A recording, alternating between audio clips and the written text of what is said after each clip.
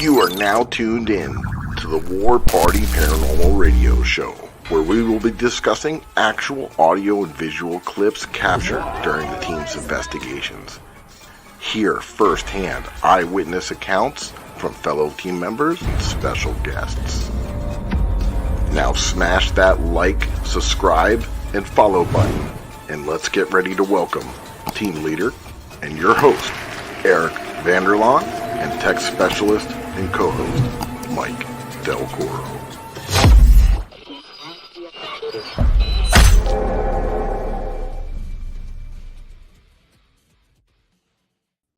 What is up, everybody? Happy Monday.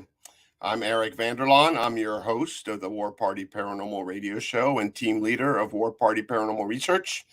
And to my side, I got my good buddy back. Hey, what's up, guys? My name is Mike Del Coro. I am a tech specialist and investigator with War Party Paranormal and your co-host. And we got an awesome show for you guys lined up tonight. I'm going to let Eric tell you what we're getting into. Yes, sir.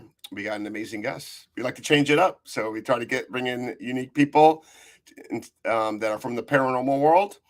And tonight we are proud to have Anthony Raimondi. I hope I pronounced his name right. I hope I said that right. But yeah, he has a talk show, political talk show. He's a comedian, and he just started getting into the paranormal. And actually, he's actually good friends with Britt Barbieri. She's been on the show before, and we're going to talk about him getting into it. He did his first paranormal investigation at the May Stringer house. I'm so freaking jealous. I always been wanting to go there, but last time it got canceled out. So we're going to talk about that. So I got like two little videos I'm going to show. I got an intro for Anthony. We call him Ant. And also I got a really cool news clip. I'm going to show the news clip first. All right. All right, cool. Let's see it. You ready? I am. All right, here we go.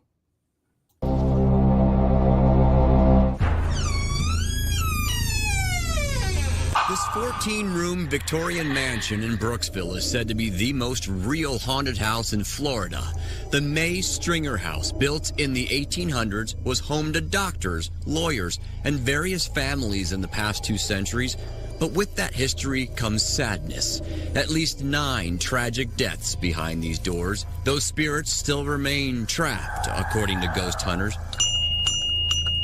Perhaps you'll get a peek into the paranormal when you book a 2-hour ghost tour here. Ghost host Bonnie Letourneau joined me live on Good Day Orlando to discuss a few of the permanent residents. Jessie Mae Sexton, She died when? 1872. How do you know her spirit roams the house? Because we've all had some kind of an experience with this child. This on your ghost tours is a hot spot because you hear things, don't you? Yes, we have what they call EVPs, and that's electronic voice phenomenon. And people just come in and record while we're doing the tour, and they can pick up these voices. And what's the story on this wheelchair? It's from World War I. It was dropped off here, so we don't know its real origins. But it's been known to move on occasion. You see a spirit in this corner often, don't you? Yes, she appears right here, and after she appears, she walks through the window into the military room. This trunk belongs to someone that I nicknamed Mr. Nasty. And he got that nickname because they captured EVPs of him saying very bad words. The May Stringer house also offers standard tours of the property that showcase the fascinating history of Brooksville. Reservations are required to take a tour of the house. Prices are very reasonable.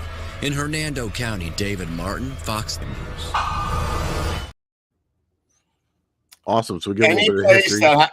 Any place that has a ghost named Mr. Nasty, I got to visit that place. That's all I'm saying. I thought they were talking about you when they said that. Actually, I don't know. I got a lot of F-offs before. I was Mr. Nasty. I don't know. Maybe I wasn't Mr. Nasty, but we had a crazy investigation last Saturday night. Quite an experience, but we're talking about Ant, so I got a little intro for him. So I'm gonna run that right now. All right, let's see it. Bam. That was it. It was just emotional. Well, you can it was very emotional. Yeah, I saw you get a little upset. Yeah.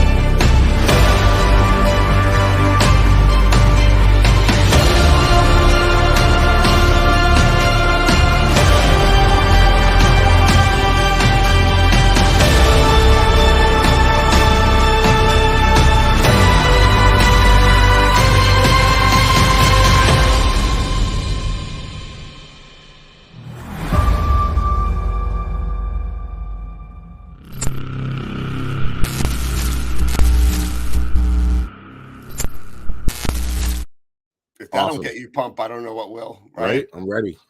All right. So let's bring in Ant. Welcome to the show. Hey guys, that was amazing actually. We always like to give everyone a grand entrance. That's right. I got like the chills seeing the house again, and I got like in all the feels, you know what I mean? Right. Did you get to talk to Mr. Nasty? I actually, it might have been, we'll get into that. I left a cigarette on that chest, that chest you guys saw, because apparently people leave him gifts. And if you looked, there were like little bottles of liquor. Some people leave him cigars. I left him a cigarette. It may have been him that followed me around the house. I don't know, but we can talk about that. Okay. So, Ant, tell people, before we talk real quick, a little brief description about what you do. Yeah.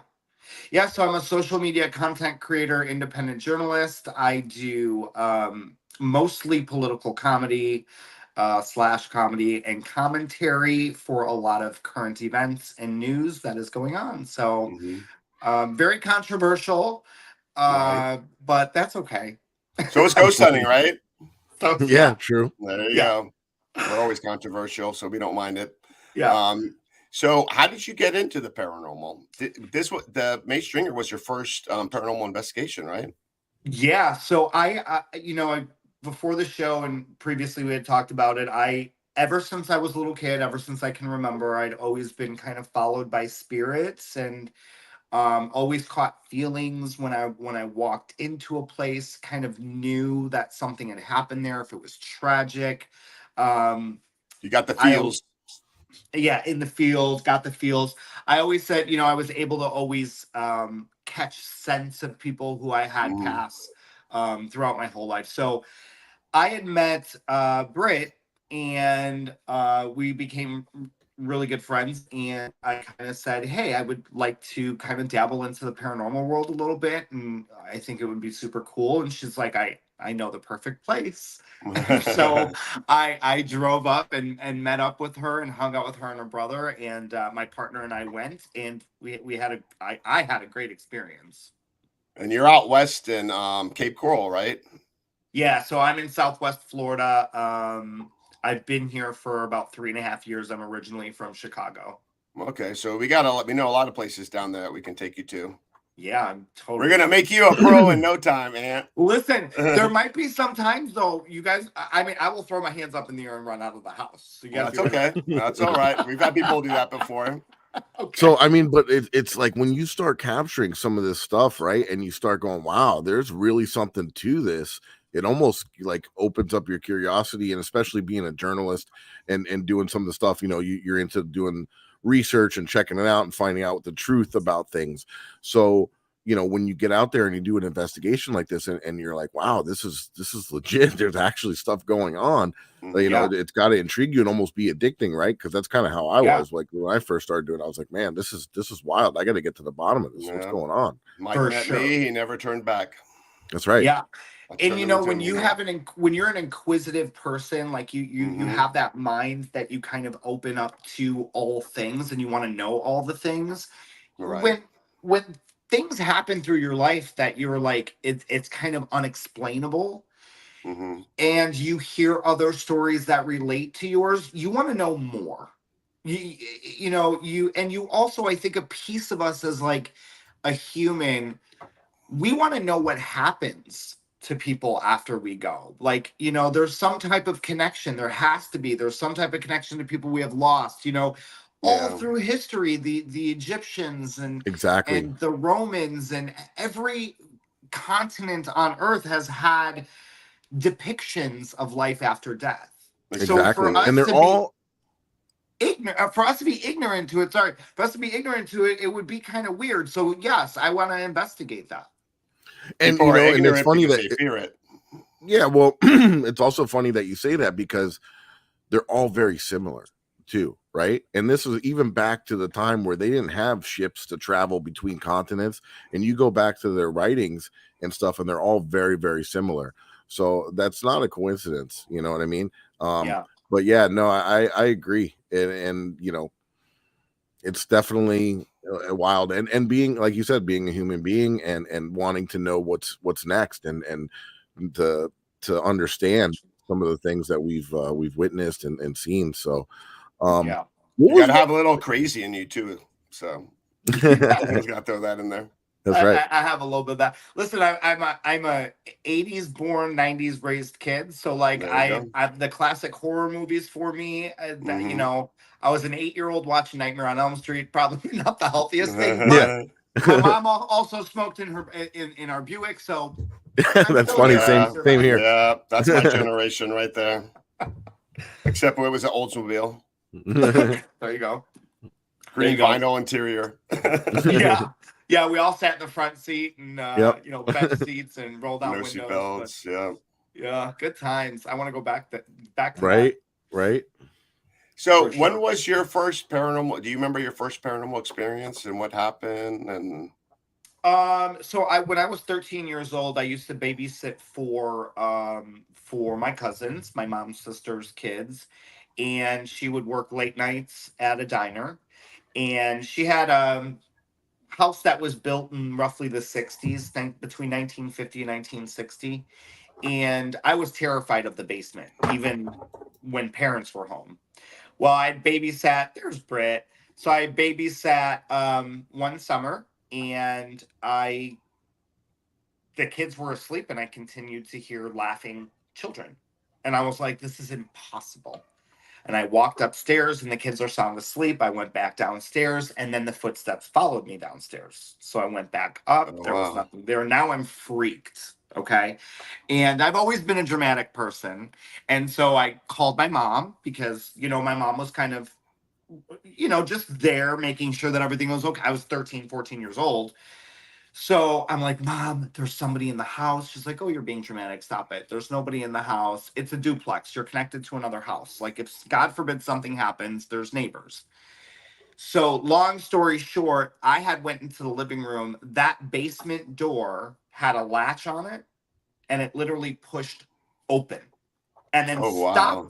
stopped on the latch and did a boom, boom, boom, boom, and then closed. And I was like, I got chills. I Oh, said, hell no. F that. I'm done here. Well, further research, you know, if something happens in a house, you don't, if the buyer doesn't ask, you don't have to disclose that information. It's different per state. They had found out that a family was murdered in that house in the 70s. Oh wow. And Oh, the wow. father and son both were taken down into the basement. So there was a lot of activity in that house. My aunt sold the Wow. house instantly, but that was one of my first experiences. And then after that, it was always I would walk into someone's house. I'm like, oh my God, what happened here? And they're like, how would you know that? Like, I would just know. It was just like either an energy like stopped me or welcomed me, or, Mhm. you know. So it was always something that kind of was there. Right. And for That's wild. people That's that no. don't know about the paranormal, not everything's bad. Sometimes it's like just, happy feelings, Yeah, for sure. Mhm. happy memories. I've heard my name called before by, my mom's voice. I mean, I know, a lot of people that are skeptical about things like that too. They can say, "Oh, well, you want that to happen." Well, of course we want that to happen, but I'm not Yeah. manifesting sense. I'm not, I'm not manifesting the voice where not only did you turn around because you heard it, but two of you turned around at the same time that you heard it. So it's like, is that a coincidence? I don't think so, but it's something that I definitely am willing to investigate more of. Bad, good, or ugly, indifferent. I might not last that long in some of these places, but I'm willing to Mhm. try. I'll always try something once. Okay, awesome. So I tried it once, and now I'm going back. I'm dipping again into it. Oh, you definitely going back. That's for sure. Yeah. We already backstage. We were talking about different places we're going to take you to. Awesome.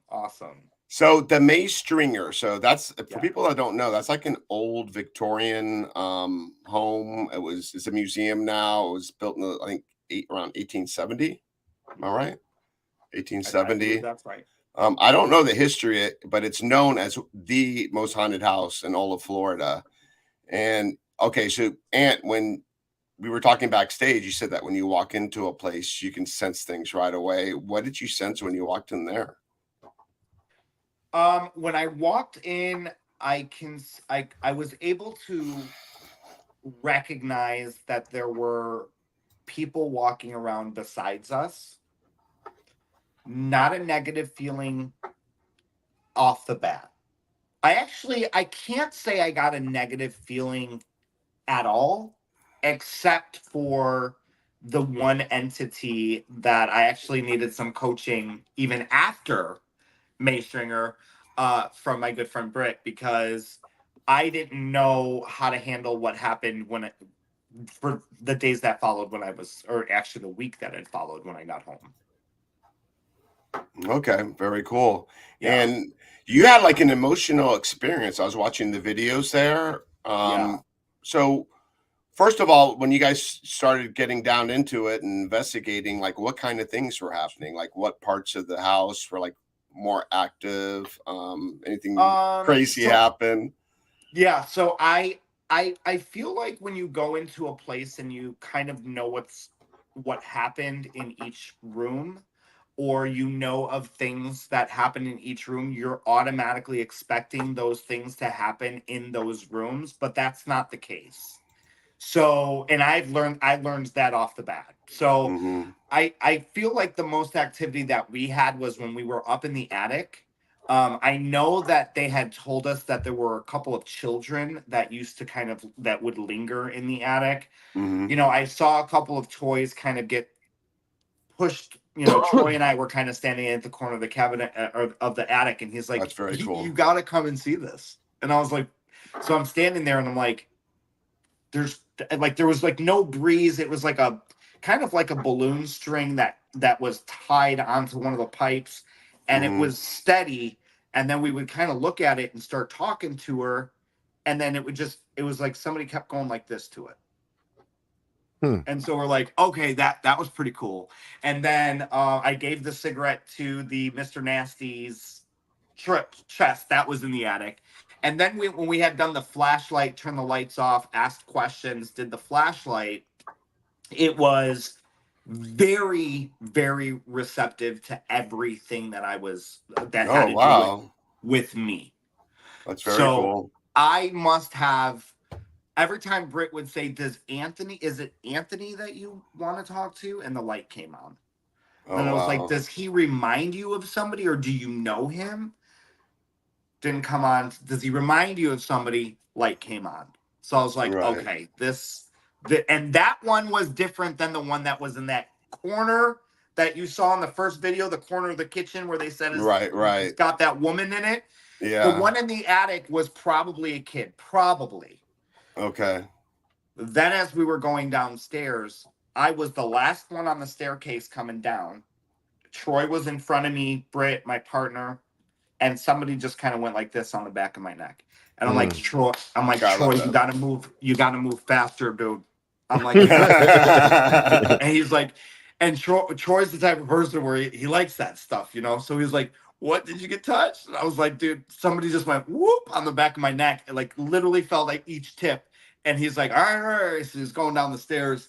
And I got to the bottom and I was like, oh, it like, I don't know if it was a shock or an energy, but I was like, ooh, okay. It was like electricity. Yeah, well, I think whoever came into the kitchen was the guy that followed me down the stairs. It was a different person. And so when we went into the kitchen, the reason why I had gotten emotional was, I don't know if any of you guys have ever seen where you can see someone's face, but you can't see it physically. You can see the face in your mind. Yes. Right. Yeah. Mm-hmm. Okay. Right. Almost like a pixelation. Yeah. So the face was grinned, very long grinned. And so as we're sitting standing in this corner, and I'm sorry, Britt, I don't know all of the things that you used. The sounds help me. I'm learning. Your natural honesty. That's all you need right there. She's right, well, though. you know, they say that being a sensitive and your best tool is yourself. really. It is, yep. Like Eric and I aren't really. It has to be something that's very extreme for us to start feeling something. Yeah. But we rely a lot on the equipment, where we have other people on the team Mike that has a sensitive heart, though. yeah, I'm a very I'll, sensitive guy, I'll, but Oh, I'm he's a not teddy sensitive. bear. Exactly. But I'm not super sensitive to Yeah. paranormal He's stuff. got That's feelings. why. I But like yeah, that. so I depend a little bit more on the equipment and things like that. But yeah, so you But you you know what, have Mike? the best tool. The more you've been getting into this, you've been having more experiences now. So I think you're starting to tune in a little bit more into your Yeah, it only took 8 sensitivity. years. Wait, are you having experiences outside of the locations, like at home? Sometimes I do. Okay. That Just was new for recently, me. yeah, I mean, the only time I could ever say that I think I had something follow me outside of investigation was when we were at Ledgeworth Village in New York, and it was a very disturbing place. It was a hospital where they kept the mentally ill and handicapped, and they treated them pretty bad. Geraldo Rivera turned him in. Yeah, he did an expose on it, Yeah. and they kind of shut him down years later. But I feel like something followed me from there. But I basically just said, listen, this is my space. I came to visit you, and I'll come back again. But you got to go back to where you're from, because I got to move on with my things, and I can't have you here. And I was polite, and I never had a problem after that, really. And Ant, you had an experience too. Something followed you from May Stringer. Yeah, so to kind of preface what followed me, it was not the woman that everybody in that house sees. Mr. Nasty, right? This was either Not Mr. Nasty joking. or he was. Now, from what I understand, the Maystringer house is a portal for many different spirits to come in and out. It is a doorway. So it's not just the 9 lives that were lost. Not to mention there are bodies that are actually they're buried on the property that they don't know where they're buried, but they're on the property. And that house has had many extensions since that time. So it could be right under you. You just don't know. But he was a prankster, but he's mean. So he was this jackal face, this man was, when I got emotional, and Britt can vouch for me, I really did start crying. And I because he would come in front, and then it would almost be like he would go onto the chair, and then he would like back out and leave the room. And I was like, dude, and then I would walk back into the corner of that kitchen, and he was there, and I knew he was. And it was like he was just toying with my energy, like back and forth, and I just started crying. And so when I had gotten home, it wasn't automatically, but we had done a recap show, and during that recap show, things were happening in my room and in my studio. And I was like, and they had kind of caught that on camera. And then I had some experiences the next day, and I asked Britt what I should do, and I did exactly what you did, Mike. I was, even though it sounded really weird, I was by myself, and I said, hey, you can't stay here. You can't pass this threshold. You have to leave. I've already talked to people about you. Like, you got to go. You can't be here anymore. And I kind of said the same thing. Like, I'll come back, but you can't be here. Like, you got to go.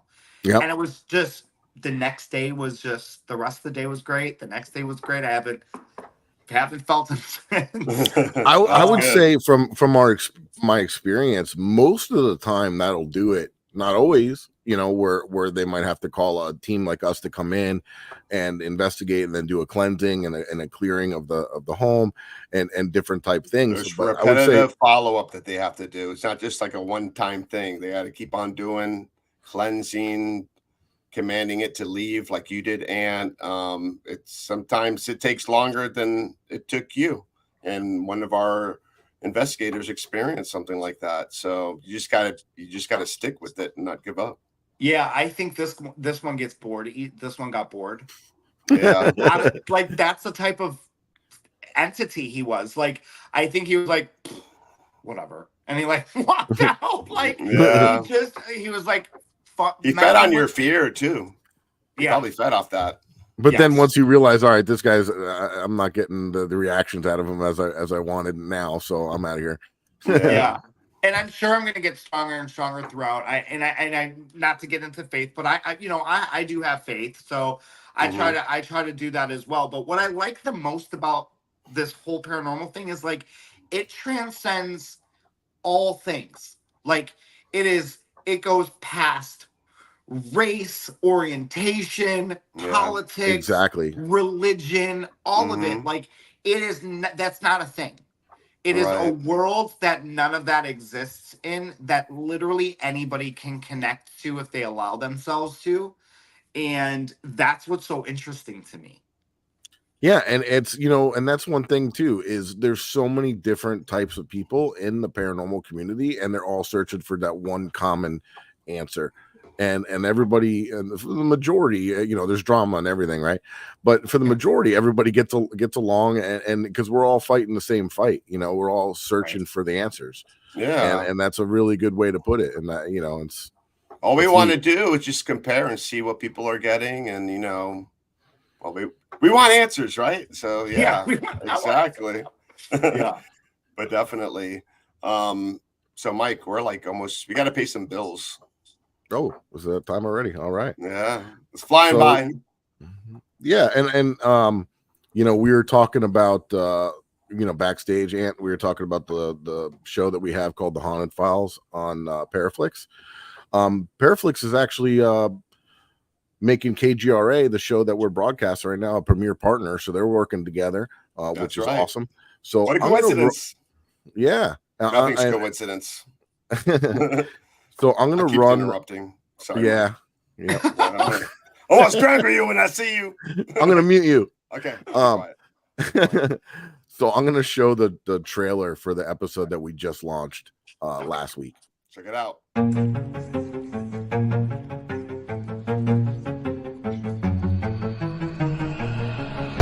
To a pair of eyes up on the stage wall, where it's a solid wall, eyes blinking at us and watching us as we did our investigation. We've heard audible voices, noises like chairs slamming up, like someone's getting up, footsteps, being called out, get out. We've had different things, music box go off on command. There's several spirits here that are very interactive, and they like to communicate. And there's some that don't want us here. You don't like me? So we're going to do the Delco experiment. But tonight, we're going to try something a little different. Al, stab him in the throat. That's not very nice. Who did you stab in the throat? That's what I wondered. Dude, felt something touch me on my shoulder. I know, right?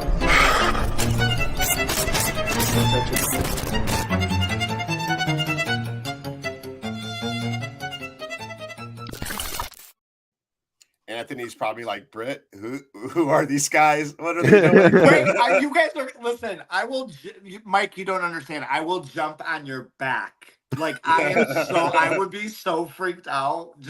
I'm down, but like, you guys have to comfort. We do a lot of sensory deprivation experiments. We change it up, like things that people never see before.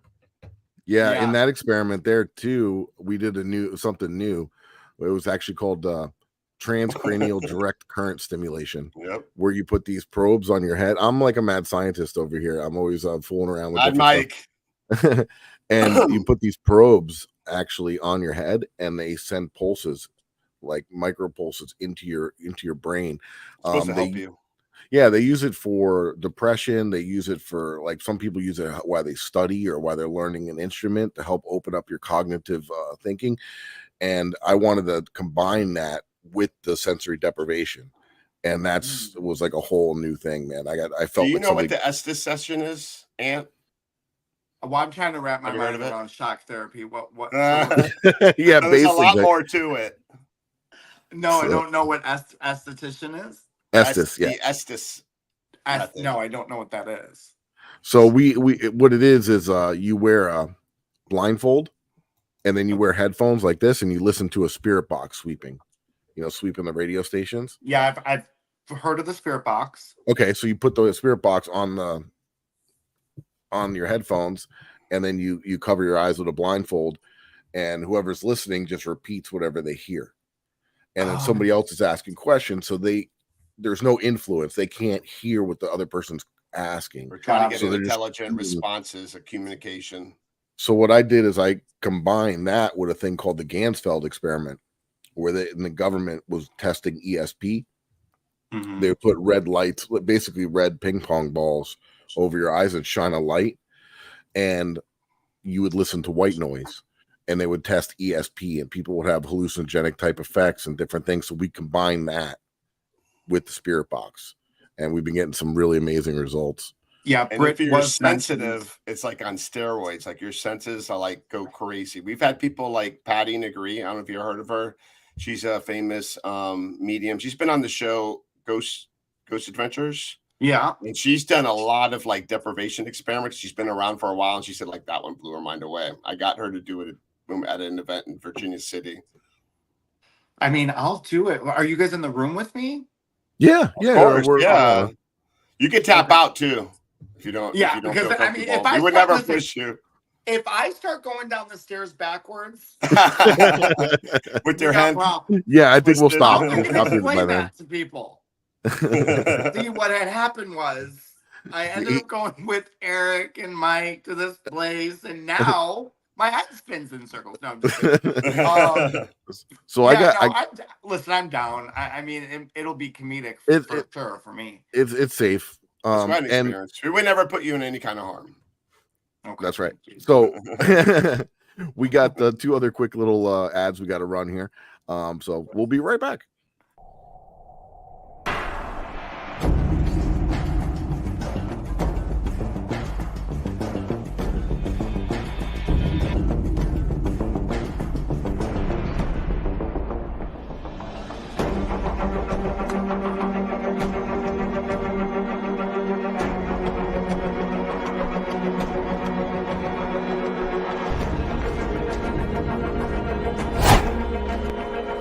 What is up, my paranormal peeps? You may be wondering why we're holding something like these in our hand, and my buddy's going to tell you all about it. The reason that we have this paranormal equipment in our hand is because we're giving a big shout out to the Ghost Hunter store, one of our sponsors. They're your one-stop shop for everything paranormal. That's right, and you may have seen some of these equipment on your favorite paranormal TV shows.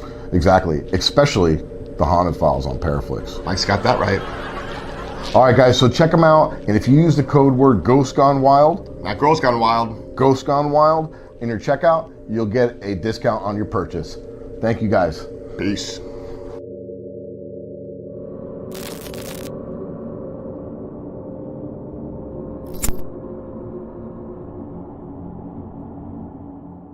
What's up, my paranormal people? Eric and Mike here from the War Party Paranormal Radio Show.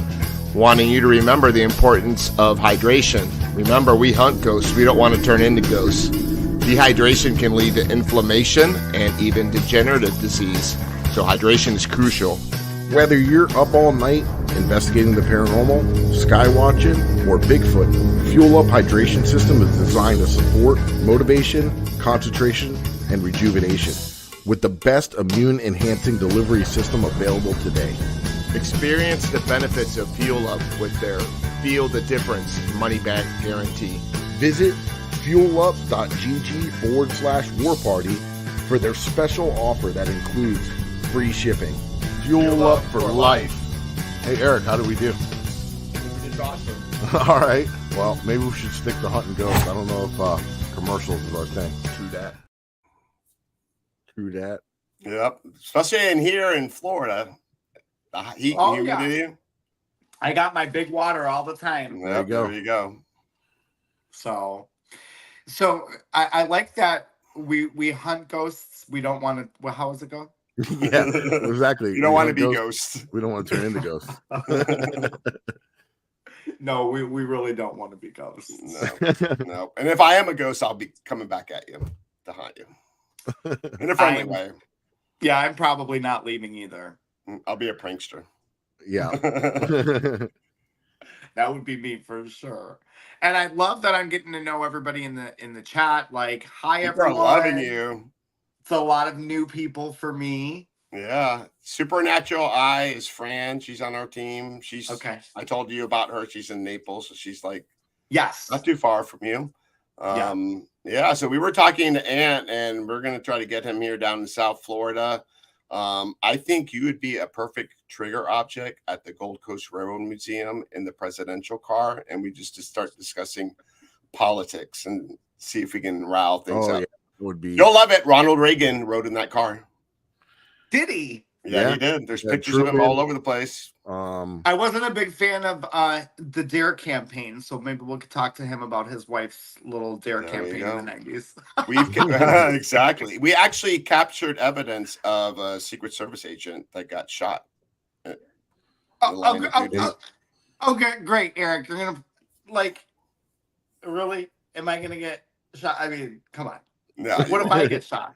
No, you won't. No, we're at a museum now. It's in a museum. Yeah, and plus it's bulletproof glass all over the rail car. You'll see it. You'll see one bullet that it's actually really cool the way they still have it set up with the dining area and like where it's really cool. Yeah. It's a really big piece of history. Truman, Roosevelt, Winston Churchill, they all rode in that car. I mean, that's history. You hear me, Britt? I've been telling her for I don't know how many years. We're gonna bring you guys down here. Before they had. Yes, you will. Think Britt will go. Yeah. She's so busy.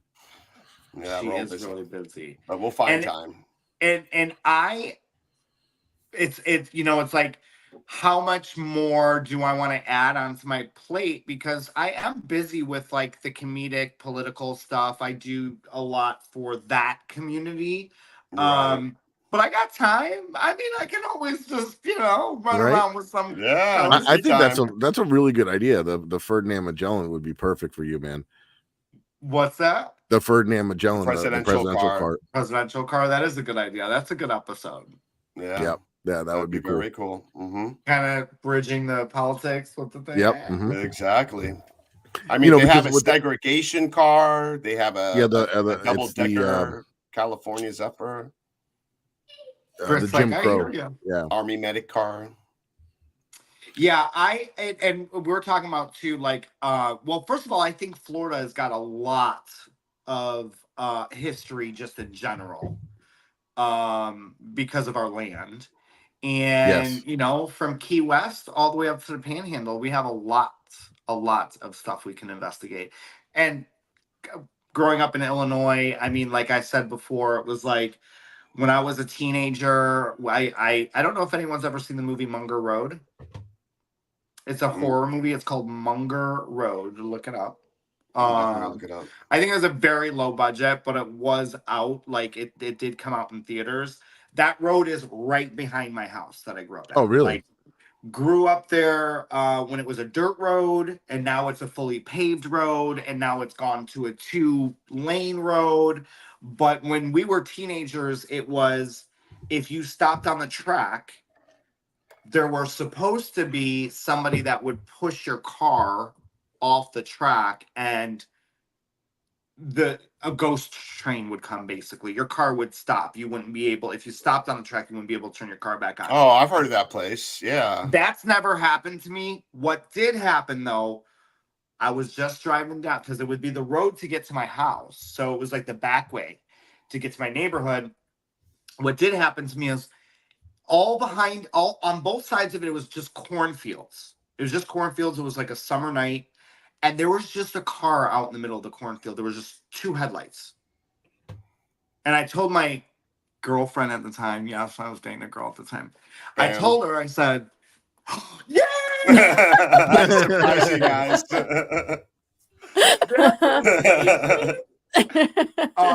This is Eric's doing. I love this. But I said, thank you, Britt. Back up. I want to see these headlights. And they were gone. So there's all kinds of crazy stuff everywhere. Britt, how are you? I'm good. How are you, honey? Good. So how did you think I did at May? That's a I my think question. I think you were amazing. To be honest, I think you're a natural. I don't think you give yourself enough credit. I think that you're very in tune naturally with your body to kind of feel things and sense things. Because even when we were going up the stairs, before I said anything on how I was feeling, you're like, it's really hard to breathe. Like, I can't, it feels so heavy here. And I was like, good job. Yeah, that's exactly. Yeah. Like, you're feeling it for sure. Even though I'm a smoker, I do not get out of breath. I am not like an out of breath type of person. Right. And it was like every room that we went in, I was like, oh, it was so heavy. Right. The That's more the way you to explain do it it, too. It's like it's a heavy feeling, right? Like almost like, that's wild. That's awesome. We got some Like, places like that for you. And that's great. Like that's what I was saying earlier is like being that you know that Anth is sensitive. That's one of the best tools that you can have. You should, you know what I mean? Than any of the equipment you could buy. Having that that natural sense of kind of feeling what's going on around you. You know, we have a couple team members that are sensitive, and we usually send them in and tell us where to investigate. You know, like they'll be like, all right, something's going on here. You know what I mean? And then we'll bring the equipment over. So that's awesome. That you know. That you have that natural.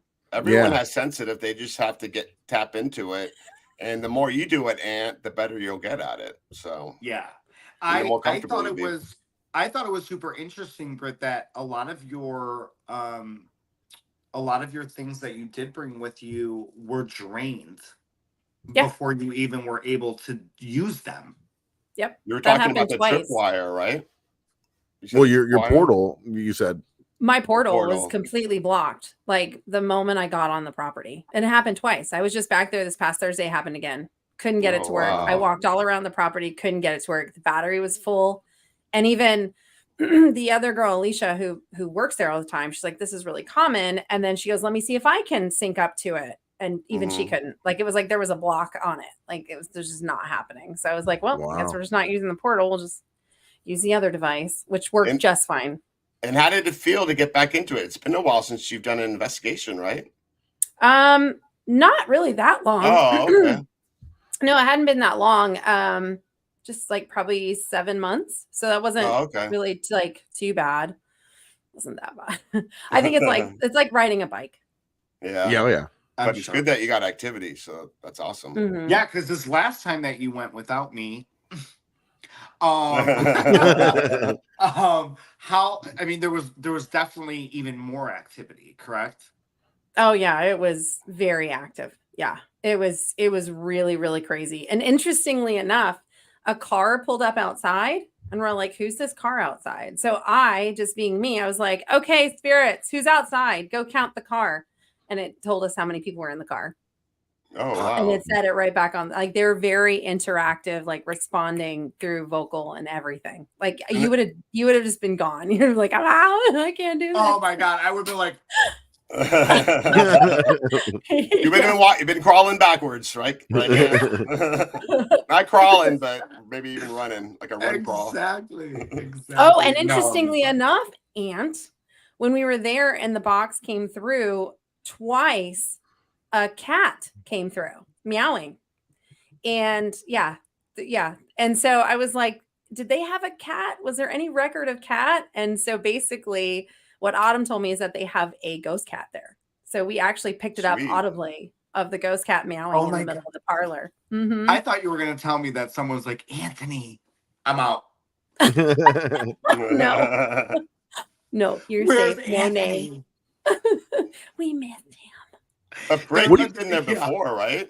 You've been to Mace Stringer before, right? Or was that your first time with Anthony? That was my first time. Yeah. Oh, okay. Christopher Gartano had been there before and he raved about it. And I was like, oh, they're so hard to get into. I hadn't had the chance to get down there. And yeah. A little bit more on active the because it was your second time. Do you think it was a little bit more active because it was your second time and you spent some time there and then you went back and then they kind of felt comfortable with you? It's possible. Like I heard my name through the speaker 3 times, which happens every time I go back to a place. It's almost like, hey, and it's very common for me to hear my name called. But it was also an off night. So it's not like they're used to anybody being in the house. And so I think it was just extremely active. Like it just wasn't a normal time that people should be there doing things. So you caught them off it was guard. very intense. Yeah. But I Like, want oh him no, to go this back. is our day to relax. Yeah, for sure. And like Troy and I want to take him back there, but we also want to take him over to the Ma Barker because the experience we had at Ma's. Oh, we've been wanting to go there. Yeah, so we definitely want to take him there. I'm really interested to go to that one. Mm-hmm. And that's like constant activity. Like that's where I had like full figures, like could see visually everybody there, Ma, her sons, everybody. There was like a man in front. Like when we first pulled up, like there was a man pacing in the front freaking out. And I was telling people, I'm like, I see this man in the window, like he's freaking out. And it was interesting enough as like I pinpointed who it was on the table. Because on the table there's pictures of like the people that lived in that house, that had stayed in that house. And I was like, this is how he looked. You're and they brought me over. Like, that's the guy. And they're like, well, that would make sense. He hid out in this house. Yeah, it was really creepy cool. Yeah, it was really cool. Because I saw him as clear as day, like really scared. Like, who are these cars? Who are these people? And then he just kind of evaporated. A lot of people here or that are listening, they or watching, they don't realize like there's a lot of mob history here and a lot of haunted location that's tied to the mob. There's Al Capone, Ma Barker, there's John Derringer. Actually, Al Capone has been everywhere. The Ashley gang. His house is in Howie in the Hills. Oh, yeah. I didn't know that. House in Howie. Mm-hmm. It's a really cool like stone brick home. Yeah, there's some haunted Al Capone houses in places, highways in Chicago. Yeah, he's everywhere. Yeah, he's been everywhere. We used to go to them all the time when we were teenagers, and we can never get into them because it was a no trespassing. But I mean, Mike and I, speaking of Al Capone, got invited to be guests at the Rock Island Paracon up in Illinois. I think it's like an hour or two from Chicago. Mm-hmm. And it's the YMCA, the former YMCA. And they were saying that Al Capone used to hang out there. So that'll be interesting. Yeah, so you're going to bring an Italian guy to the Ma Barker house, huh? It's perfect. right. There you go. Yeah, it is like the best situation for sure. Shit up, for sure. Yeah. What's really cool though is in that house they have still some of her original furniture, like it's still in there. So the mirror in her vanity was the mirror that she would have looked into every day in her room. Like it's all still there, which is really cool. Do you believe that mirrors hold the history of those people? Like, are you asking me? Yeah. Oh, anybody. I don't know. I've been people think that it could open up portals, mirrors. I've been watching a lot more paranormal stuff, and like there was an episode of somebody who said that this mirror witnessed the death of people in a certain room, and so the woman who now has the mirror in the very same room, she sometimes looks into the mirror and can see some of the situations happening behind her, but then when she looks, they're gone. I know it sounds like a horror movie, interesting. But I was just asking if you think they hold a piece of that history. I think it comes down to, honestly, the age of the mirror, because there are quartz and certain types of diamond crystals that have been shaved down into older mirrors, like prior to 1900s. And there's different types of copper and irons in those old mirrors as well. And in fact, my father and I did an experiment because I wanted to see if a current could connect from one tip of the mirror to the bottom. Just like if you're in a tub and you have mineral water, but you don't have a purifier, so you're getting rid of all of that. If I drop an electric cord in there, it's going to make the connection in that current, even if it's on both ends, and that's why you get fried. If the water doesn't have the minerals, it can't make that connection in that current, so the current can't continue through, which means you're just dead in the water. It doesn't affect anything. So I wanted to see, and I like went to every vintage shop trying to find a dated mirror prior to 1900s. So we did find one that dad and I ended up running the current to with a 9-volt battery, and it made a connection through the mirror. So I do think that there is a plausibility to energy being actually held within the mirror, but I think it's not like, I think in some cases it could be a playback reaction of like a video with enough energy. You're going to see what almost like watching. the stone tape theory. Yeah, exactly. Right? So or even like in Gettysburg, right? Like you're going to be watching through this weird videotape of film. It's recording what it saw, and not necessarily on purpose, but with such energy of traumatic event in the frequencies, it just kind of embeds. Yeah, it's like mirror. a residual. Right. Imprint, an imprint. But in other cases, I also think because of exorcism, and I studied that because I actually wanted to be an exorcist. I know I'm just that person, but that's why we love you, Britt. I did. And in that study, they actually still to date use mirrors to trap demons. And I think that that's fascinating. So I do think when there are darker earthly entities that were sent here to be damned here, I do think that they can be trapped in mirrors, and they can give any image they want in photographs or behind you or whatever, but they're trapped, and you should never like just be like, oh, let's go break it. No, don't do that. Well, that's there's another thing that Eric and I were talking about with Patty Negree, right? We're like, man, we always get a lot of activity in bathrooms. And she's like, yeah, of course. You got mirrors, you got running water, you got plenty of electricity and electricity, and you have all this conductive stuff going on in such a small confined space that you're gonna get more activity. So, Ant, don't go to the bathroom in a haunted location. Go outside. Because that would be my luck, you guys. You would hear me. Actually, Mike got touched at the Deering estate in the bathroom. Yeah, that was one of the freakiest things that probably ever happened. I mean, that wasn't just a touch. That was a full on, like, felt like somebody stuck their hand into an ice cold cooler and like set it there for a minute and then grabbed the back of my neck. Oh my God, in the bathroom? Yeah. Yeah.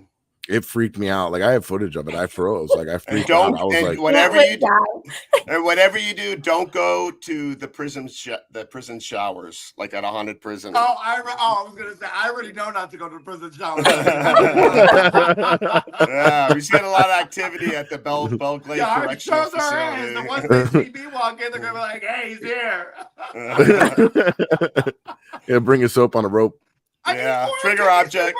Don't drop the soap. Or it could be super fun. We'll find out. I'll let you know on the next episode.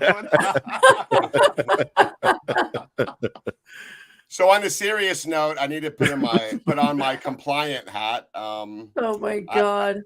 I have to let our listeners on the KGRA Digital Broadcasting Network that in a few minutes they'll be moving on to the next show. But if you want to continue and watch us, you can see us on the War Party Paranormal YouTube channel. And for our people, I didn't say you people, I said our people, Mike. I always seem to say that sometimes. So I don't know, bite my tongue, I don't know. But anyway, I'm trying to be politically correct, right, Ant? So yeah, for our people that are watching us on Facebook and on YouTube, check out KGRA Digital Broadcasting Network. If you love the paranormal, cryptids, UFOs, MUFON's got a show. Check them out. And we're proud to say that Paraflix and KGRA Digital Broadcasting Network are now partners. So they'll be working together. Right, Mike? That's right. And yeah, and if you come on over to our YouTube, make sure you subscribe for us, man. It really helps us out, gets our content out there. Hit the like button, hit subscribe, and we really appreciate it. All right. How'd I do? You did great. Wonderful. All right. Awesome. I used to be in banking, so I was very compliant. I was very good at that. I didn't want to lose any sales, so I had to. I feel that. From banking to ghosts. Yeah. Now I feel like I can't poop in private because somebody's gonna be watching you. Exactly. By the way, we're not regulated by FCC rules, so you can say whatever you want.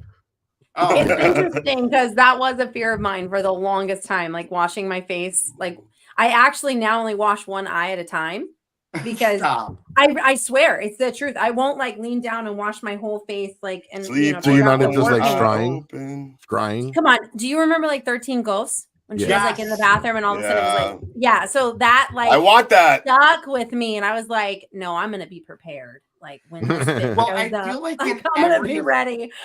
But no, I feel that because I feel like we've been conditioned from horror movies, and I feel like it's not horror movies does not depict the full reality of the paranormal world. I don't feel, but it does tap into the fears of it, and so I feel like every horror movie has like some girl in the bathroom where she like comes up after like cleaning off her face, and then there's like somebody behind her. Because they're preying on there's nobody. Yeah. Franny, you listening? Or I will go into the bathroom and start hitting the curtain because I don't know who's in there. And nobody's in there. It was like me, man. When I saw Jaws when I was a kid, I wouldn't even go in the pool. I believe that. Right? People actually sit on floats here in Florida and watch Jaws in the water. Oh, that's crazy. I wouldn't do that. Jaws parties. But we got the perfect bathroom. I dive. I'm a boat captain. I spearfish and everything, but I don't night dive. And I don't think I would do that. I just my feet dangling. Oh, night diving is amazing. No, I don't like that. No, ma'am. I just caught a bull shark, not too long ago. I caught a bull shark, huge, and I was like, not going in this water ever. Ankle high on the shore. That's it. Oh, night diving is awesome. That John and I did that. We did for our anniversary. We did a wreck dive. Nice. And it was down in Key West, and I don't remember the depth. I think it was 85 or 90 at max. And we actually went all the way down. And you have and when you do night dives, you have flashlights, or you have like the glow sticks that you break and you carry them on, so you can kind of see everybody because it gets very dark very fast before your eyes kind of start to understand. How was the luminescence? We didn't see any. Oh, really? Because I did. Yeah, it was night, and it was like incredible. Yeah, no, there was nothing. We saw a ton of sea turtles sleeping, and they were like, "What are you guys doing?" God, and there was like other fish and stuff. But what was really cool is we went down to the one side of the boat. We went to the deepest side of the boat because the boat kind of sat down like this. So we went to this side on this end, and we got all the way down into the sand and just sat there and turned our lights off. And we were just sitting in the dark, listening to all the sounds and just observing, it was amazing. See, like you really feel small for. Like, I was hoping I'd see the Meg because that's like my dream spirit animal in the ocean is the megalodon. Like I would, if I'm gonna die, that's where I want to go. Oh my God! I love the Meg. I want to swim with one so bad if it's out there. You can't swim with them; they'll eat you. We don't know that. They could be blind. They may not even know that I'm there. We have no idea. I mean, we swim with great whites now, Actually, they say sharks have a bad rap. They're not as bad as what you say. What you think? They aren't. I swam with sharks in Tahiti, and I had a wonderful time. Like they were great. I've been diving, and I've seen hammerheads and stuff, and all kinds of different stuff. And the only time I've had them mess with me, I was spearfishing in the Barrier Reef. And I was shooting fish, and then they were getting fired up, Of course. John was just chased by a bull, Mike. That just happened. What? Really? Yeah, my husband Johnny was just spearfishing, and he had his fish, and a bull came right out of nowhere. The bull shark, because they're mean little. They don't mess around. He had to keep kicking on the nose till he got up to the boat because it was I want it. I took my spear off and I was poking him in the nose. And like pushing them back, and they were like kind of cornering me up at this place. I was like, "Take the fish, I don't care, just get it." Then they took it and they zoomed off and whatever. But yeah, it was pretty spooky. Back in the day, I used to surf right up over there by Sebastian Inlet and Stewart, and there's sharks all over the place. I used to see them, especially on your side, especially in the Atlantic. Well, on Gulf, man, there's some really big hammers. Yeah, that's true. Big. No, I see more dolphins. In the Gulf, we have way more dolphins. Yeah. And we do have a lot of tiger shark, which I caught one of those. And I will catch them, but see, I'll do the paranormal, all that, but I'm not going in the water like y'all do. That I'm not doing shark shit. So you mean you wouldn't underwater investigate? Because I have. What? You and your paranormal underwater?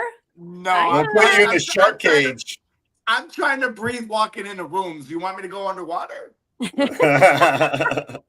No, I can't do that. I'm fine with like the stingrays swimming around us when we go into the water pure, like waist deep. I'm good with that. I know Don't the step on 'em. stingrays, shuffle your feet, they're fine, like whatever. All the other stuff, it's a no for me. I got you in an attic. I'm so happy. I was gonna say Britt might get me in the water though. She's kind of a badass. She might get me in the water one day. One day. Well, it's great that she got you into ghost hunting, so that's good.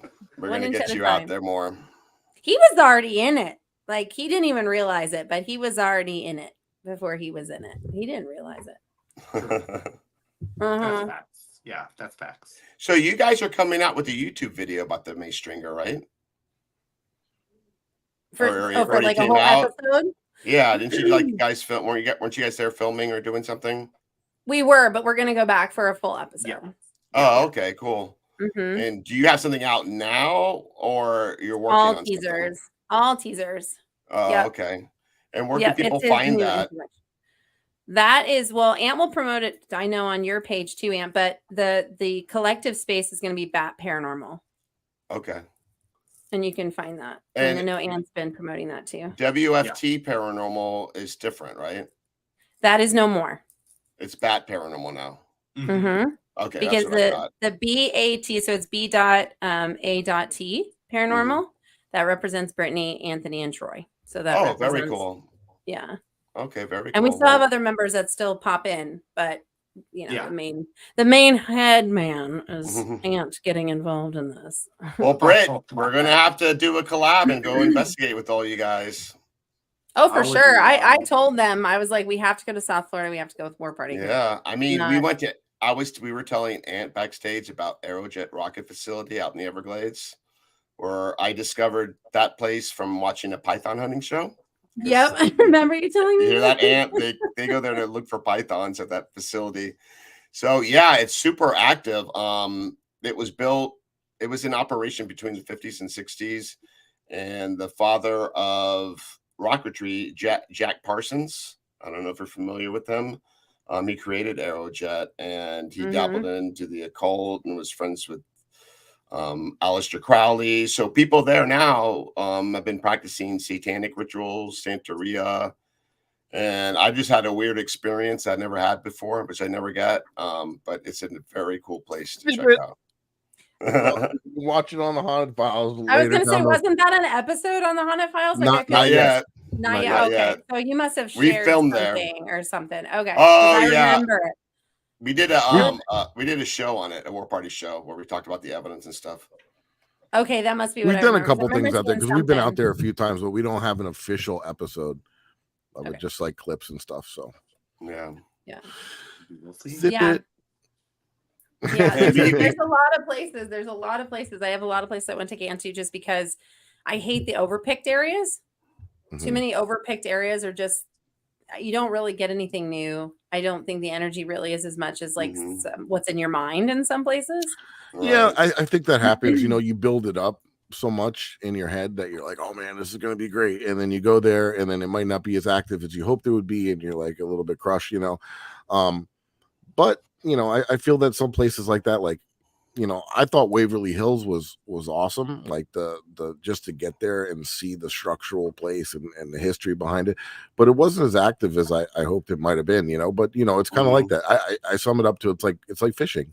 Sometimes you go to the same spot and it's not so much going on. Other times you go there and it's off the chain. So, and that's another thing that I want to start kind of researching more and writing down, moon phases, temperatures, and things when we keep going back to the same places and kind of see barometric pressure, and if it is more kind of like fishing, like if you can predict when it's going to be active because of the environment. Well, we were talking about the Gold Coast Railroad Museum, and we were investigating it during a tropical disturbance, which is nothing for us. Right. No. But like at one point we were getting rain bands, and like the rain and the wind was going sideways inside the hangar. And I think that just stirred up a lot of activity. We got crazy. That was like the most active night I've ever experienced there. There's a lot of energy. There's a lot of energy within our tropical storms and hurricanes. Oh yeah, big time. Oh yeah. Yeah, for sure. Yeah, I mean, I've been out absolutely. on the boat and stuff, and you know, where it's in an electrical storm, and you start seeing it arc between the throttles, you know, like an arc of electricity between the two metal posts for the throttles and stuff. Like a fishing rod starting to hum and buzz from the electricity. You know, it's wild. So I think that definitely, you know, the during an electrical storm or things like that, I think that it definitely feeds into the spiritual world, you know.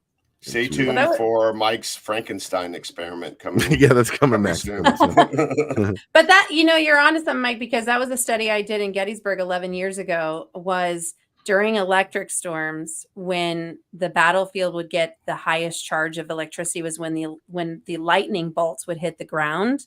Following like a 12 to 18 hour period from one lightning strike, we would have an uptick of sightings and apparitions and paranormal activity for all that time period. And with all those quartz crystals and everything energizing basically the frequency in the airspace around it, it was heightened beyond belief. And I started applying that to other known locations that were commonly known to have activity. But whenever there was a bad lightning strike within several miles for about, you know, a day or two, the activity would. And you guys live close to the lightning capital of the world. So I'm sure you get a lot of lightning activity, right? I don't know. Do I? Or is it you? Who is it? Me or Ann? I thought it was like Tampa, Clearwater area is supposed to be close to that. That's not me. I mean, you're closer than I am to Tampa. Not really, actually. No, we're the same. We're the same. Yeah, exactly. Yeah. Troy is at the high. That's why Troy's house is crazy active all the time. Yeah. Oh. I was actually, real quick, speaking of bathrooms, I was the only one in Troy's house where literally in my mind, I was playing horror music while I was in the shower because the lights in the bathroom were flickering, and they're brand new bulbs. They're LED bulbs, so they are not an old rickety bulb. They're brand new bulbs. So I'm in the shower and I'm doing this, and I'm like, why are the lights flickering? And then I get out and I decide to do a video, and I'm like, the lights are flickering and they're new bulbs, and it just kept going. And then the next person went to go take a shower. Nothing. It was you. You had the water going and your body was getting amplified. I was like, I thought I was in, you know, I was like the movie Psycho. Like I was an EM pump. You're a human REM pod. You're not called Ant for nothing. Ant for antenna. There it is. That is literally, that's going to be his nickname. That's going to stick. Antenna Ant. Yeah. Troy's house is collectively haunted, but he also welcomes it.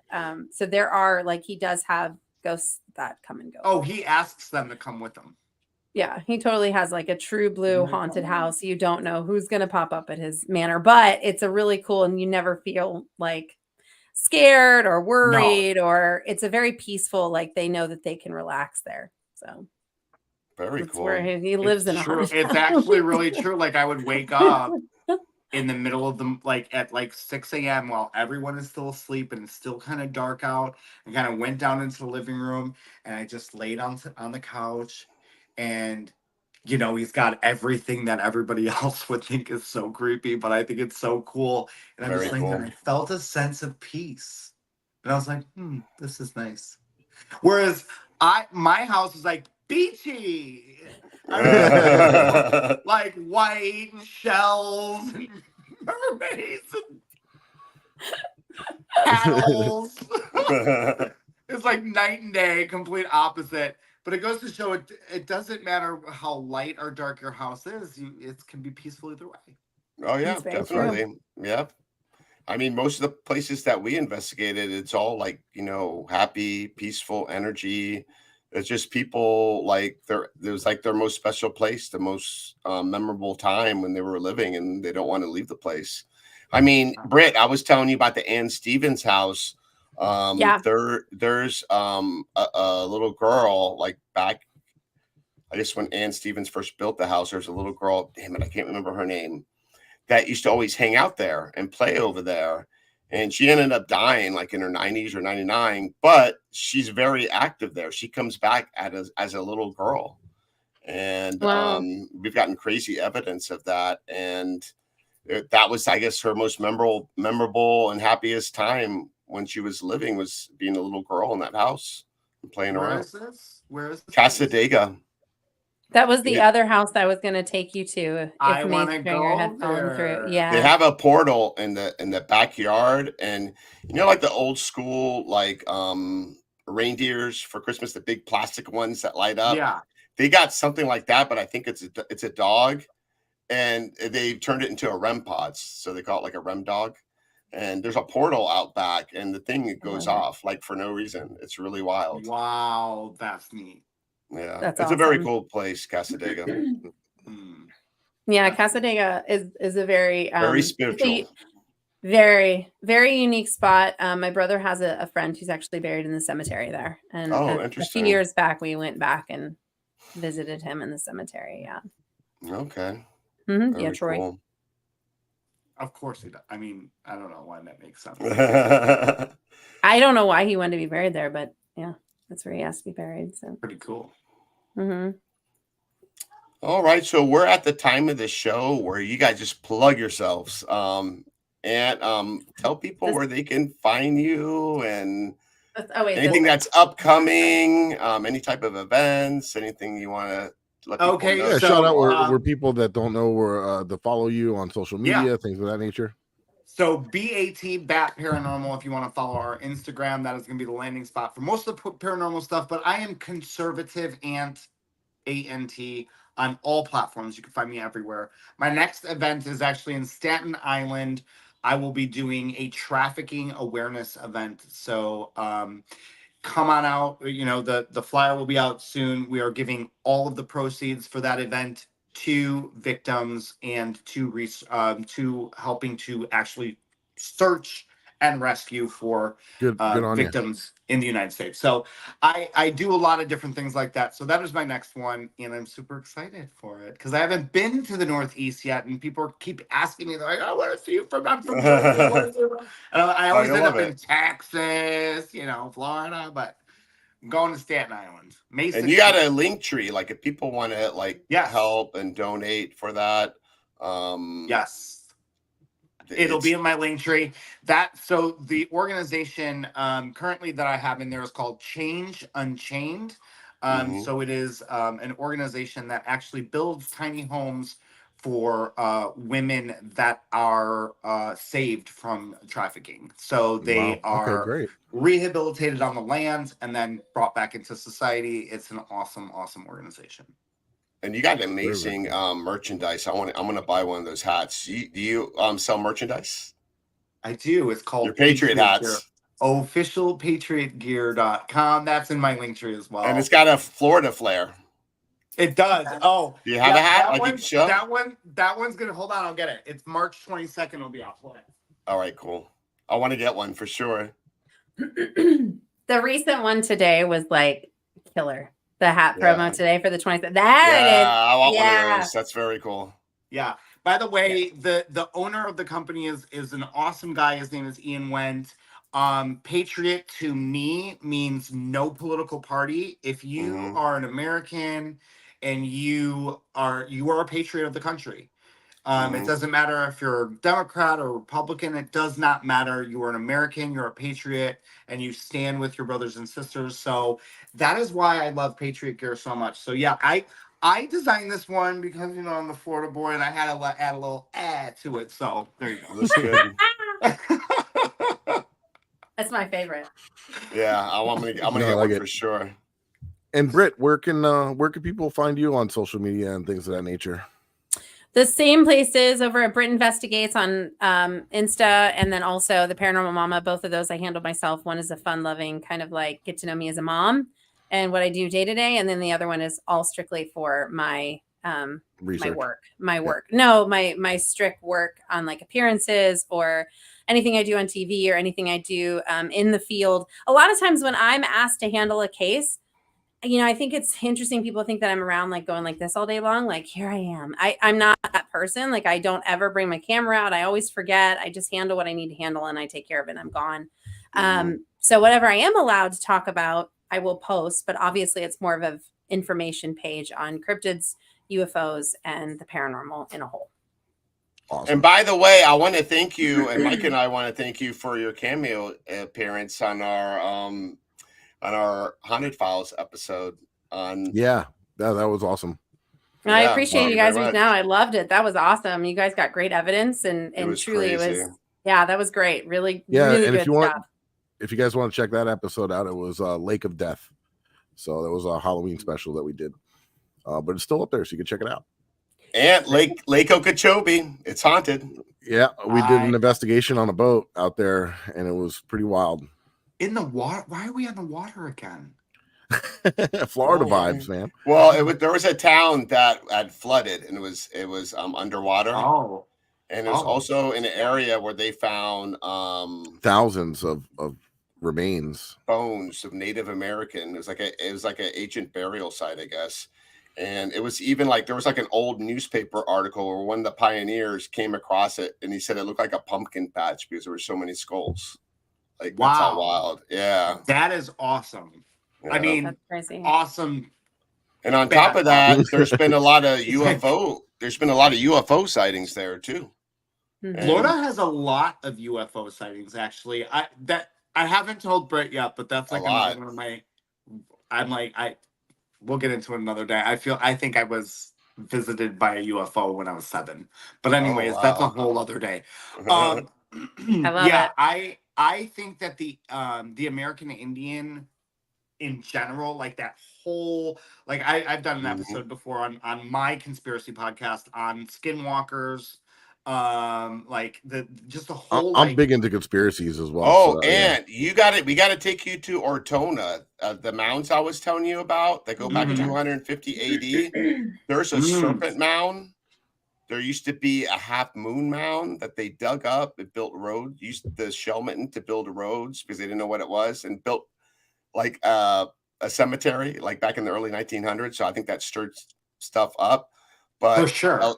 I think a lot of the Maya is like tied into some of the archaeology that we have here that in Florida and going up further north to Georgia and even interesting. But it's pretty wild, yeah.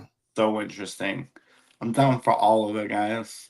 All right. And Lake Okeechobee also has a cryptid too. They have their own sea serpent suit. Oh, really? We were like, maybe that's what was knocking under the boat. We had a lot of weight on that boat. No, I'm just something was knocking under the boat. We had bubbles. We had bubbles coming out from underneath the boat. Well, I was doing the Delco session. I said, didn't I say something like check like something underneath, like regarding the boat? We are anchored, so I don't know. It's weird. I went to go look for skunk ape one day. You heard of skunk ape? Oh yeah, of course. I've been to skunk ape headquarters. Have you been to that facility? Yeah, I love it. Did you talk to that? Did you talk to that guy? I was trying to get Dave Shealy on the show, but he's too damn busy doing TV shows. Oh yeah, Dave's used a lot. Yeah, he's doing a treasure hunting show. You're talking about the Crocodile Dundee guy? Yeah, Dave Shealy, the old guy. He's not busy. He's actually traveling right now. There all day. I was there. Recently? No, he's traveling right now, shooting for a show. Really? Yeah, treasure hunting show in the Keys. Yep. Okay. Well, I mean, we can talk about my experience at the Skunk Ape Museum another day as well. I tried to go and find Skunk Ape, but you're in the wrong place. You're in the wrong place. I'll tell you that. I'm sure. I can take you where. Don't you worry. You're my girl. I mean, I'll get you out with there. You know what? I'm packing my bags and I'm moving. Future episode on Bad Paranormal. It's interesting. It all goes hand in hand. We really were. We were all literally separated at birth. I'm telling you. Question my parents now.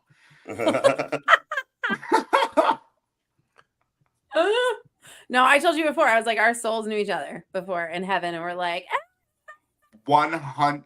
It's good to find people like that.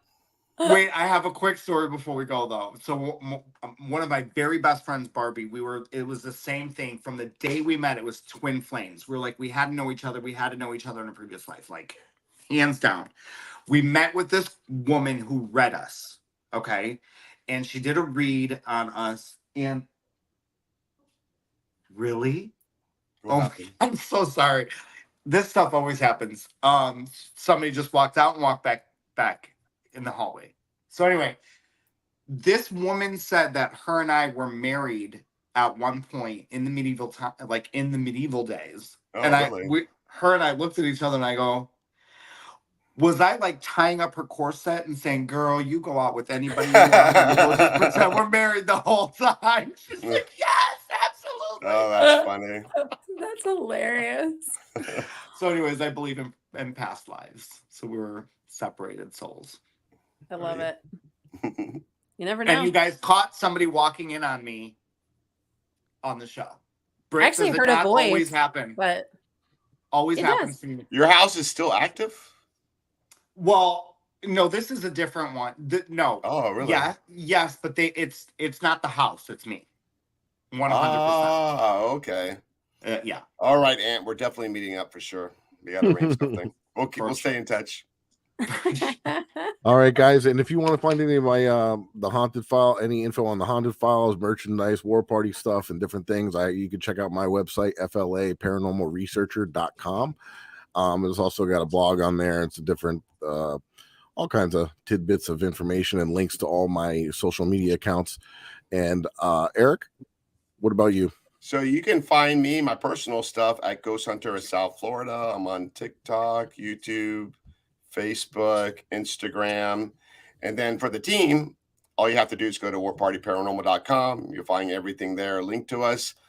Not only that we have this show, but what we do is we help people who have problems in the paranormal.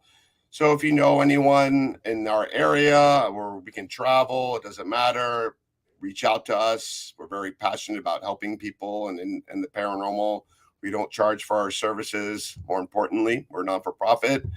And also, if you want to meet us and experience the paranormal, we have interactive events. We have 2 coming up. I'm checking my calendar real quick.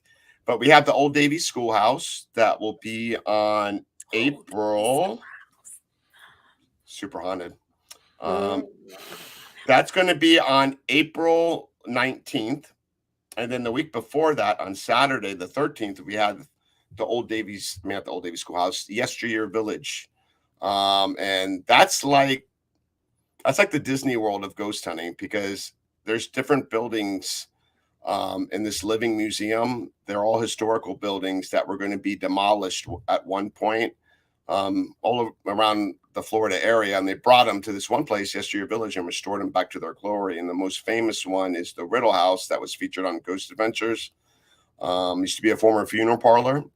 There's 2 spirits there. There's Joseph that was accused of stealing and doesn't like men, and he hung himself up in the attic. He still stays there. And poor Jacob, who fell out the window, friendly ghost spirit that stays there. But man, the last time I was there, I was hearing footsteps and lights flickering. It was pretty wild. But yeah, check us out. It's on our website. It's on our social media, War Party Paranormal, Instagram, Facebook, and of course, YouTube.